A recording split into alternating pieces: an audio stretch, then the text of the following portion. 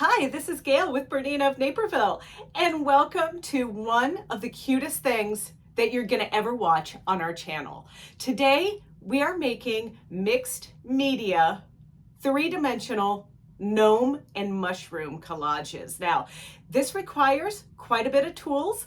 You're going to get a kit for this. If you want to do this project, it's easy to get the kit. We've put just about everything you need for making this together in a kit, including a little embroidery design that I created for you. In addition to the kit supplies, you're going to need a BERNINA punch tool. So that is available for rotary hook machines as well as the CB hook machines. I'm going to be explaining the differences of those for you. And also you're going to need an 8x10 frame like I'm holding here. You just need a frame. You don't need any fancy mat board. You're going to take the glass out. It's super easy.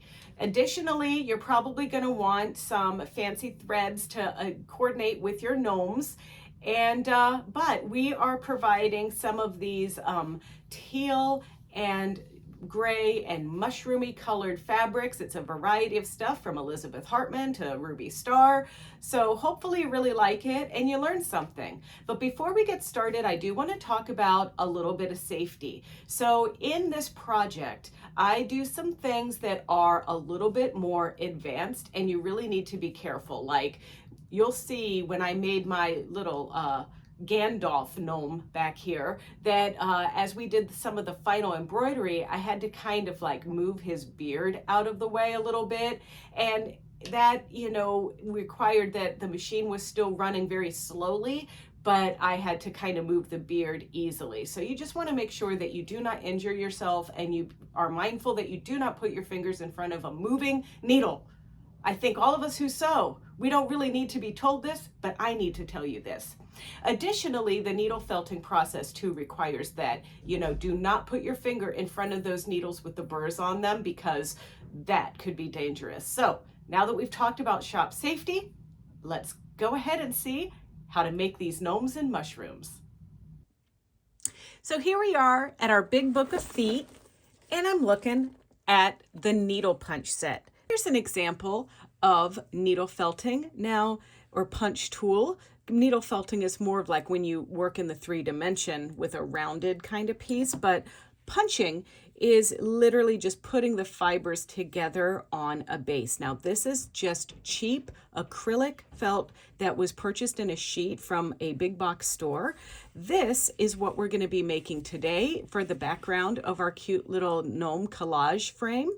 But what I wanted to just show you is just how cute and how textury this poinsettia looks. Now, needle punch set is where you take yarn or roving or things like that, and you kind of squish it into a base fabric.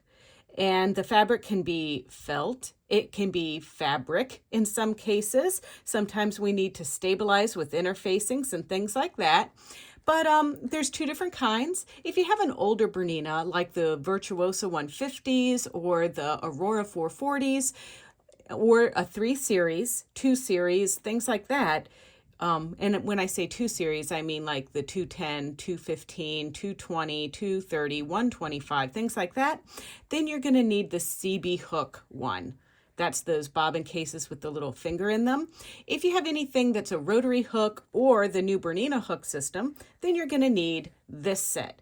And we're working with this set because I sew on a Bernina 790 Plus and a Bernina 880 Plus. But I also have a little special edition 350 that would be perfect if you want to do some punch tool work and just have a machine dedicated to that, because this is fuzzy. You have to really clean your machine out well after you use this. But let's have a closer look at this. So this is the foot that you need. This is foot number 45. It comes in the kit. And once again, this is for the rotary hook machines. Then you get, it looks like a triple needle, but it's not really a triple needle. It is a triple felting needle. Now these needles don't have an eye on them, but they have little burrs on the side, which helps push that fiber down into whatever material fabric that you're using. And it's really kind of creating like just a little mangy mat, but in this case, we want that. So this goes in just like your needle. There's a flat side to this, and you put it right in like that. Sometimes you might break a needle, and that, that happens. And so you can get replacement ones, and there's a short and a long set. And I like to use the short set for thinner stuff and the long set for thicker stuff. So in here with these needles, if you need to change them, you just use the special little tool that they give you to change those out, and you make sure they're in all the way, and you're good to go.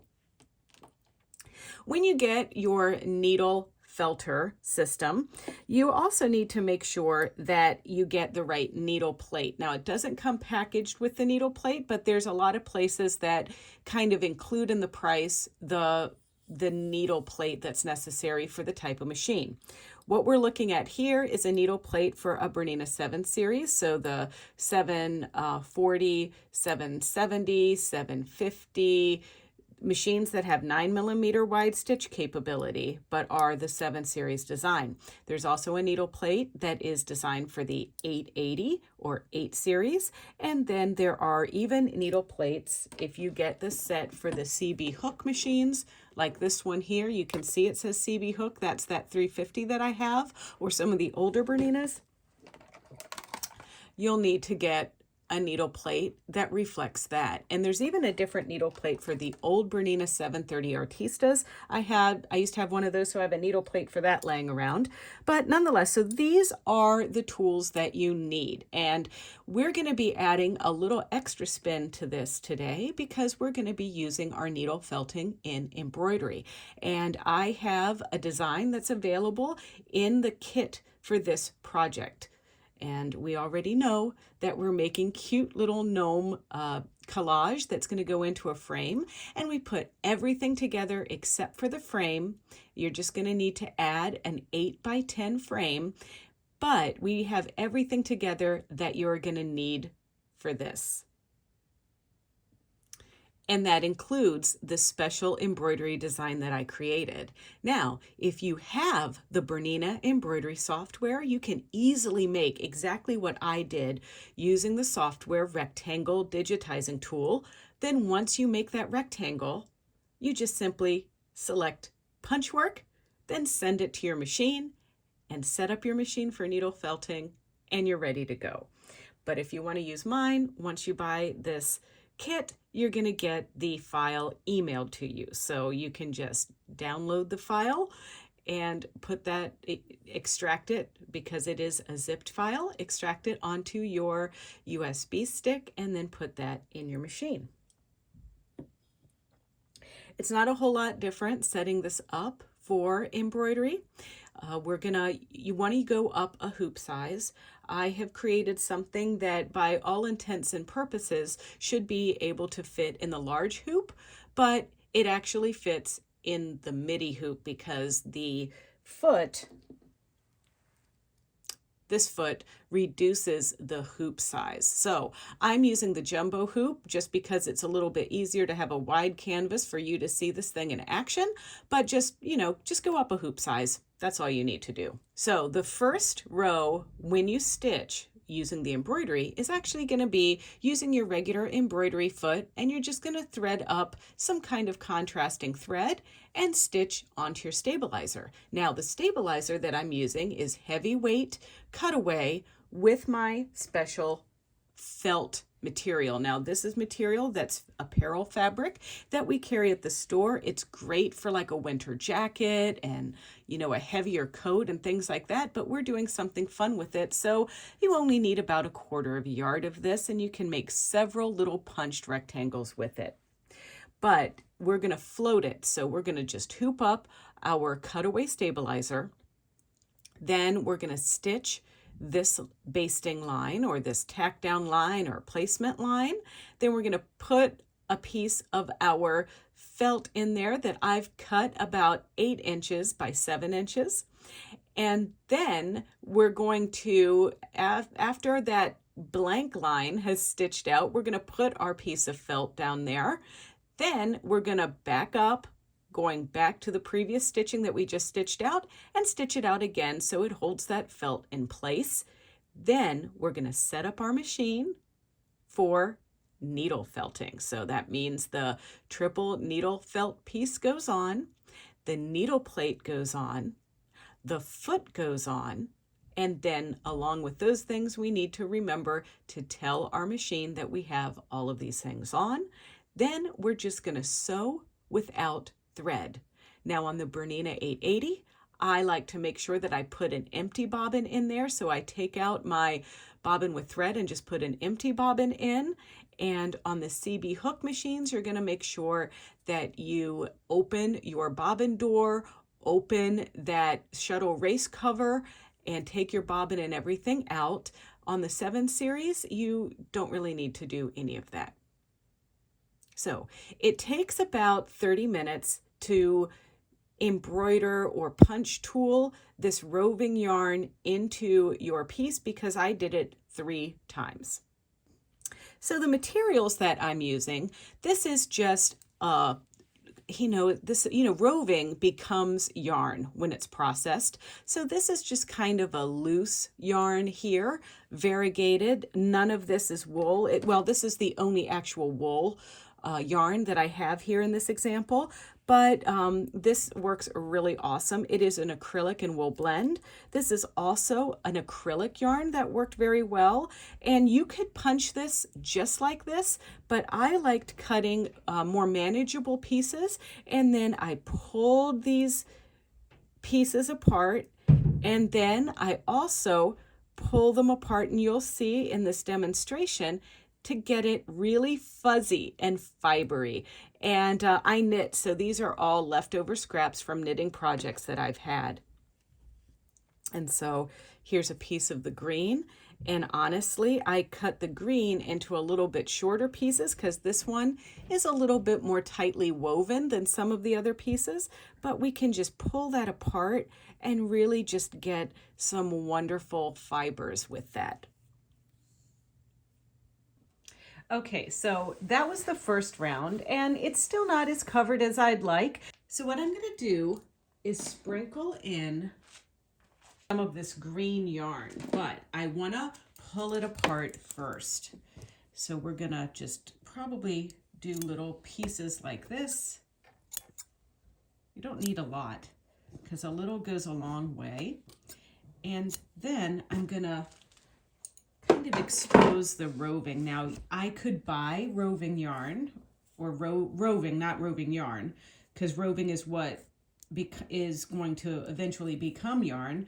However, I have all of these snippets of yarn in my stash because I knit, so it just makes sense to recycle this because these pieces I'm not going to be able to knit anything with. So, but you can see, you just pull this apart like this. And I don't really do this ahead of time. I just do it like as I need it to see what areas I want to fill and things like that. Now, if I leave this a little thicker, it's going to punch denser. If I keep pulling it out and making it wispy like this, then it's going to look wispy. And you know, there's a little bit of this, honestly, that reminds me a little bit of making paper, which I've not done, but I've seen lots of demonstrations on TikTok. Okay. So now we're gonna just tell our machine that we're ready to stitch this again. And I'm scrolling ahead to the second color, which is the punch work, because I don't need to do the outline again. And so I'm just gonna, you know, do my best here to keep this stuff just straight up and down if I can. Of course, the punching application on here kind of, you know, determines a little bit where it goes, but that's part of the fun of this too, I think. I just really feel like a little kid discovering a box of crayons with this tool. I haven't used it enough, but I love this gnome project so much. Okay.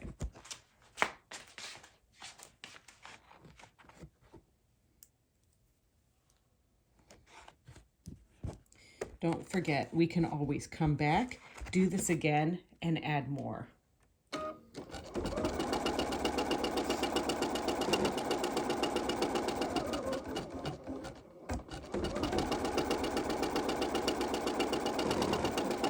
And this is the machine program, just kind of working everything in and kind of basting the roving down. Then it comes back and it does all the detail work, as you saw when we did the gray.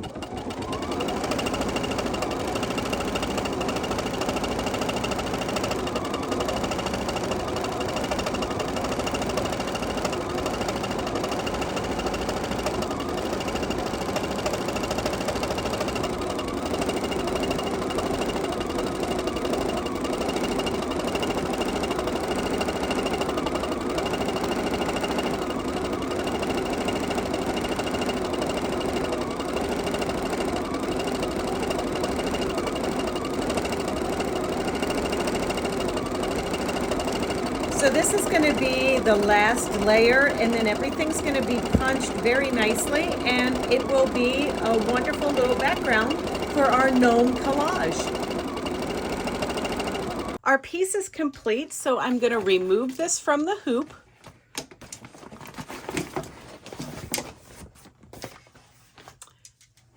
And I'm going to trim this down. Now there's a little bit of red thread showing here, but don't worry about that. I'm going to trim that off because I made this a little bit bigger than it needs to be.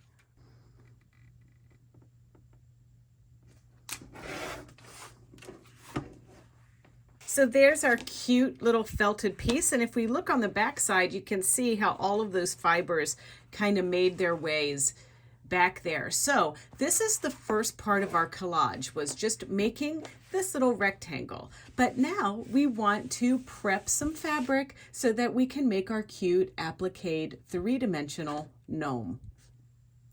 So making the gnome is pretty easy. I have a couple pieces of wash-away stabilizer. I've got Badge Master, and I've got this aqua mesh, and this was a scrap. I had used it to kind of trace something and then decided not to use it, so I'm going to recycle it. Now this is the Badge Master is a little bit slippery and kind of shiny, and I like to put this on top so I can let my scissors glide along the slippery surface. So I'm just gonna put this here, and then I also have my piece here. And this is going to be part of a collage. Now, I'm not going to sew this onto the background, but I am going to half embroider on and off of this piece. So that means that I'm going to put this over kind of off to the side like this, and then ultimately I'm going to hoop it up kind of like this in my frame. So give me a second, and all I'm going to do is just a little basting stitch around this piece on my sewing machine to hold it down to the stabilizer. I picked these fabrics out for my gnome. Now, in the pattern or the design, you also have some pieces for the beard, but ha ha ha, we have something special up our sleeves for the beard.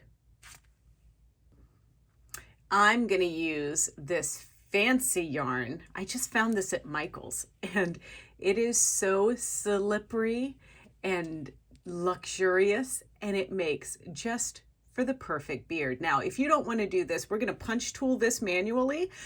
And I just, I know I said I wasn't going to show you how to punch tool manually, but I'm going to set up my little 350 to do punch tool. So when that color comes, I'll show you how to do it. It's super easy.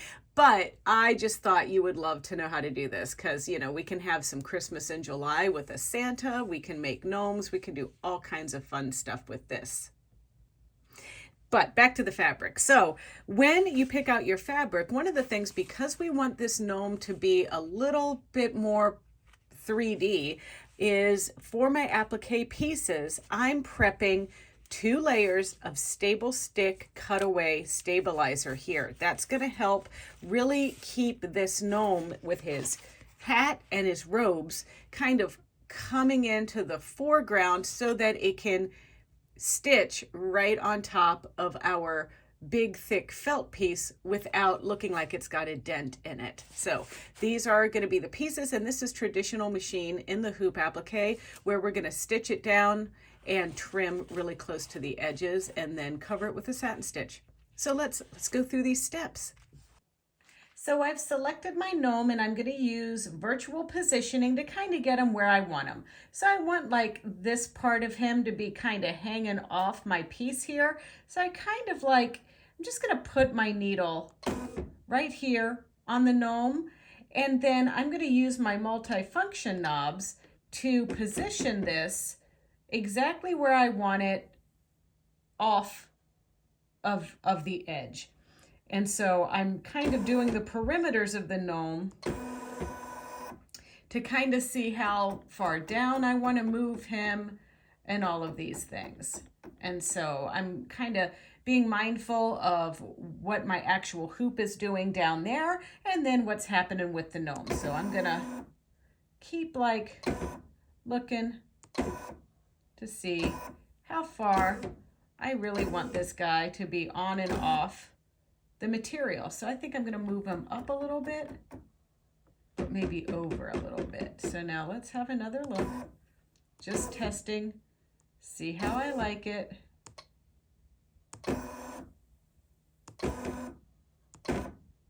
All right, I think that's pretty good. I like it, so I'm going to go with this. I'm ready to sew now. And the first stitch is just a placement stitch for his robe. So and then the second stitch is going to be a tack down stitch for his robes. Third stitch is placement for the hat. Fourth is the tack down for the hat, then the beard, then the tack down, then his feet, and his hands and nose. So basically what we need to remember is that after the feet are going to go, we're going to stitch and needle felt his beard over on our Bernina 350. And then once the beard's on, then the nose gets stitched, then his robes, then his hat, and then we're going to skip the rest of we're going to skip that tack down stitch around the beard and go to the outline of the nose, and then we're done. So let's go ahead and start stitching. Okay, as you can see, I went ahead and stitched the outline of where we're going to put our little gnome's coat or robes. But I want to remind you, when you're scrolling through your different colors, I was doing that just to, you know, tell you where these little dudes are going and whatever. I accidentally started stitching his nose. Now that's no big deal because we're going to be over sewing that, but I just wanted to remind you that when you indeed do want to start at the beginning after you've been playing around with where your colors are going, make sure you go to the right color. All right, so we're going to put his robes on him here, and now we're just going to stitch this tack down stitch.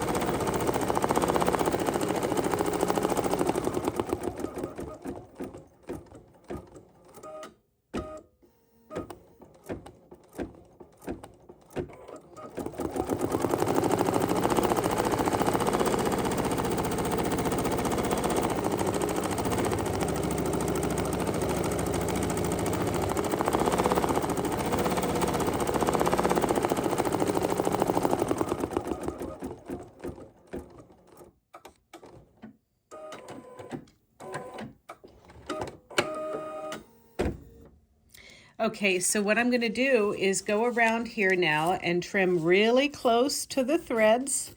This is just a standard how we do applique in the hoop procedure. And what I like about OESD designs, like our little gnomes, is they do a double run of stitching around everything. And that is good because if I accidentally cut that first line of stitching, I still have the other one there to fall back on.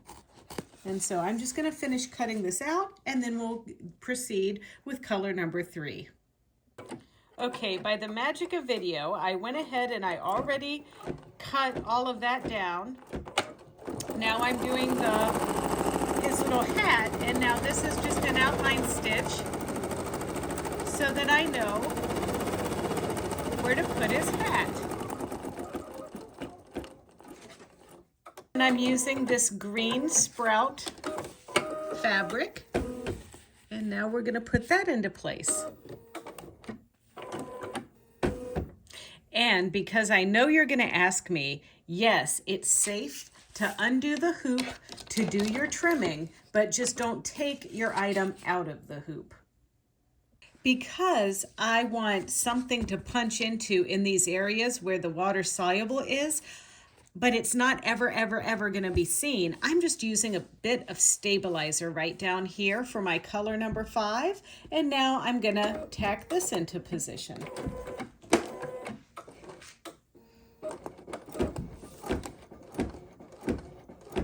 And it's time to trim that again. So our next piece is going to be his little feet. So what I want to do is actually put a little bit of stabilizer just down there where his feet will stitch out, and then I'm just going to trim them really close because it's a fill stitch and it can't stitch on this water soluble stabilizer right here. And now I'm going to remove my item just like this, but I'm not going to take everything out of the hoop, but I'm going to meet you at my 350 so we can do some punch tool work on his beard. So just so you can get the whole picture here, I'm keeping my design in the hoop. I'm using my luscious beard yarn here to give our cute little gnome a beard. And I'm gonna cut some pieces so it'll be more manageable. So I'm gonna start by, kind of just making a base layer of the beard. Then we'll trim it and style it because, we got to have a nice looking beard on our little buddy here. I think he looks like Gandalf. This is how we're going to start. Now, what's nice about my 350 is I have sliding motor speed control, and I can make it go really slowly. And I'm going to drop my feed dogs. There we go.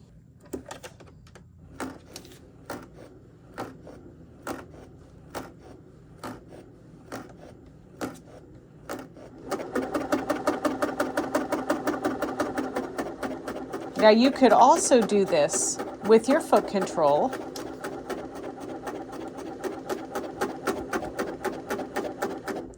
I'm going to stop and see, that's punching in there nicely, but I want to, you know, just kind of, I'm going to start in and move out just a little bit here.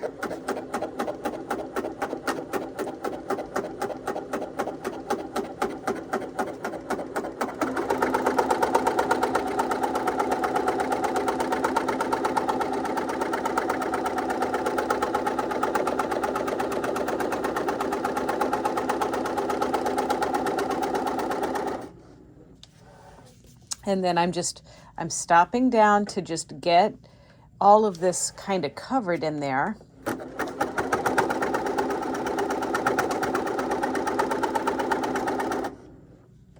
Make sure that, you know, the beard is getting covered, but this is going to be just like our other piece was a multi-layered thing. So is this. I'm going to go over here on this side. Might even curl around just a little bit because I want to get that beard covered there. There we go.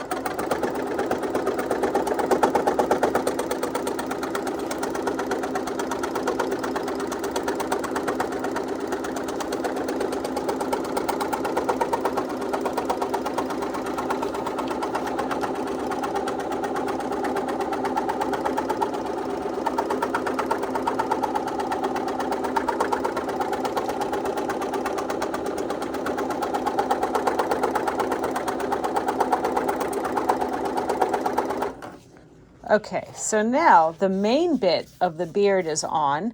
I don't know if we need to go all the way down here to really felt it, but it might not be a bad idea to just kind of start holding things into position a little bit.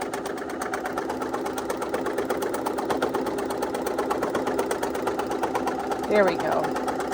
All right, so now it's time to add a little bit more beard. And so now we're gonna put this in here, spread it around, get it nice and fluffy.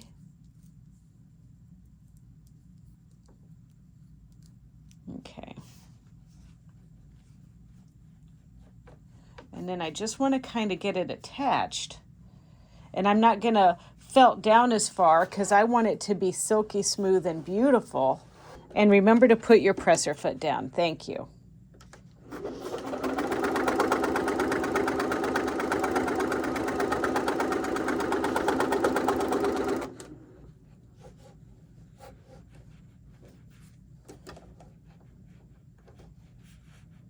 It's hard to tell if the presser foot is up or down sometimes on this. I'm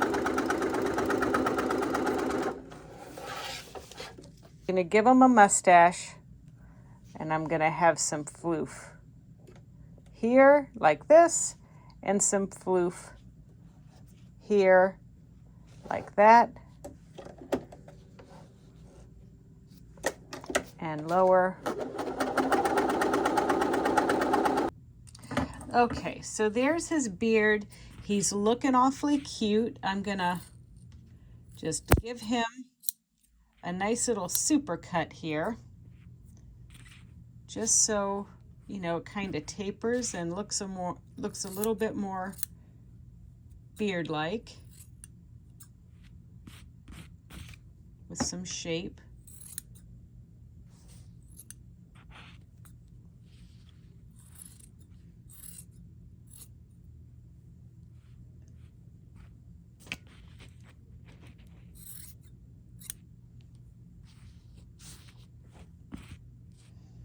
And we'll play with it and get it styled just right here.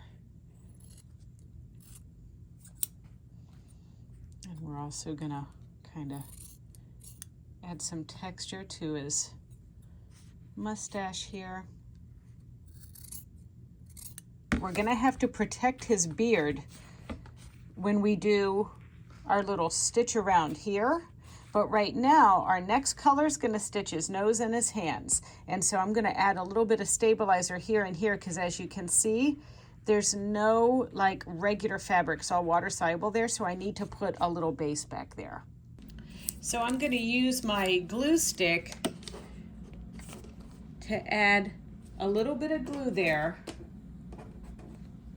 to hold the stabilizer onto where his hands are supposed to go.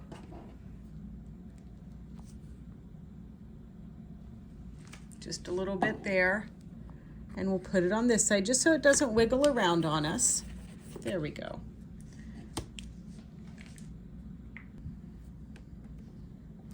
And I'm going to change my foot because I'm going over all of that fluff from my 26 foot to my 44C. And I have to tell my machine that I'm putting this foot on.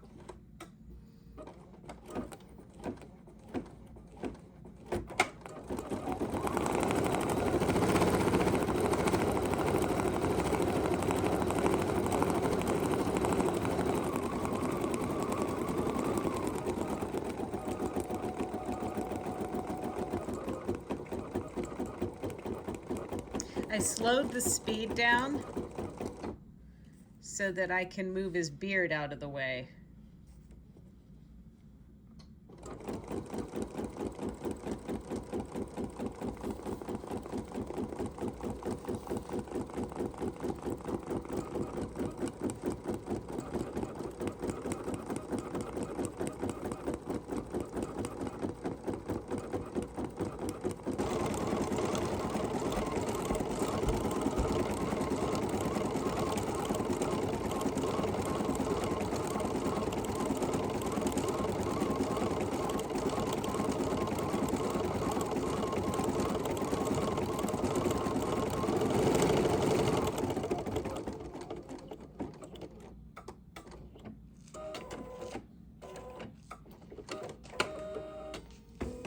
All right, so now that that has stitched, I'm going to come back down and I'm going to remove the stabilizer that's stitched here.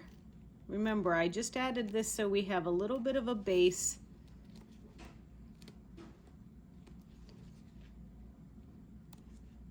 So it's not just hanging out on water-soluble stabilizer for no good reason. There we go. And I might just trim his beard a little bit more.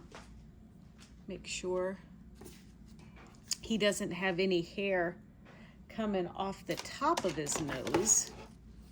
See that? There's a little bit of hair there. Now there is going to be some more stitching there, but I'm just going to help it along a little bit. Just to get the bulk of it off. Little nose hair trimmer. There we go. All right. He's so cute. He really is adorable. Okay, so we have to be mindful of where this is going to start. There we go. And so now I'm putting everything kind of up in a little beard bun here so we can start with our stitching.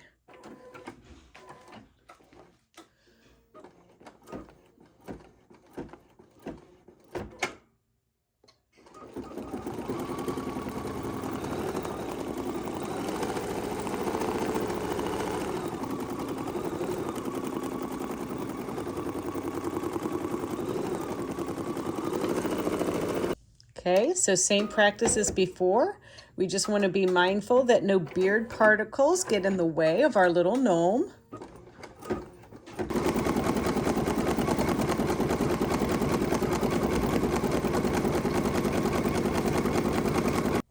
So now we want to skip the beard stitching and just go to the nose outline.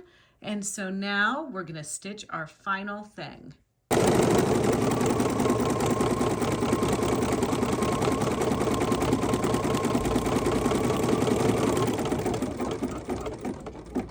So we had to sneak in there to see the nose get stitched on.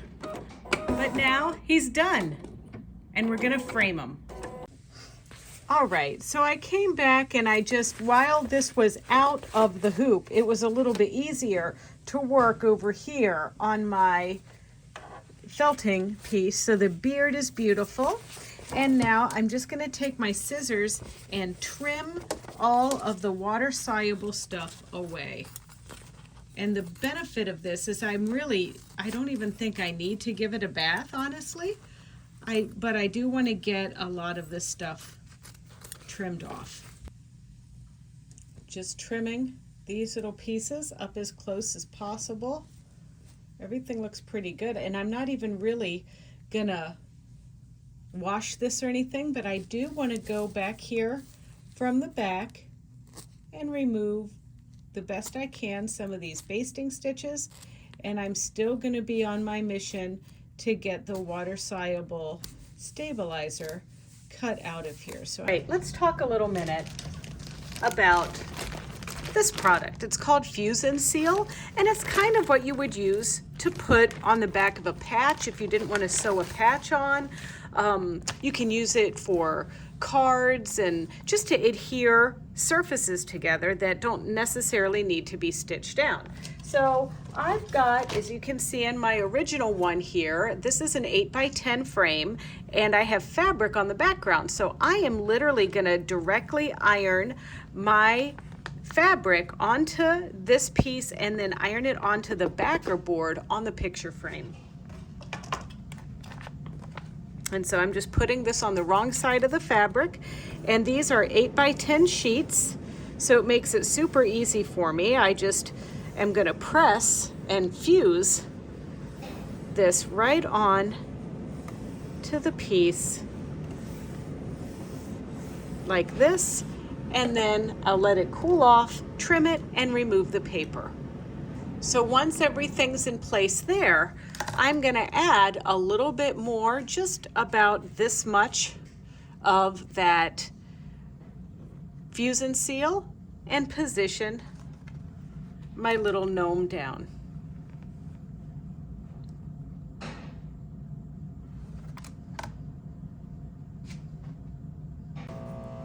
And now we just see where we'd like him to go.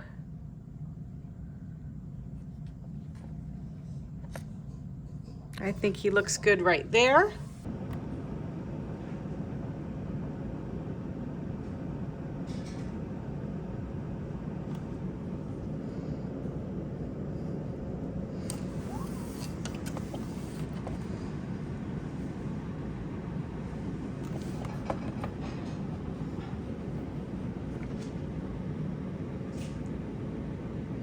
All right, did you enjoy it? Would you make another? Would you make an installation like I did? Because I made 3. I hardly ever repeat myself, but I've got the perfect place in my house where I'm going to display these little guys. So, hope you enjoyed this tutorial, and as always, don't forget to check out our other tutorials on our BERNINA of Naperville YouTube channel. It's easy. It's youtube.com/BERNINA of Naperville, and there you can like, comment, and subscribe. Thanks a lot for watching.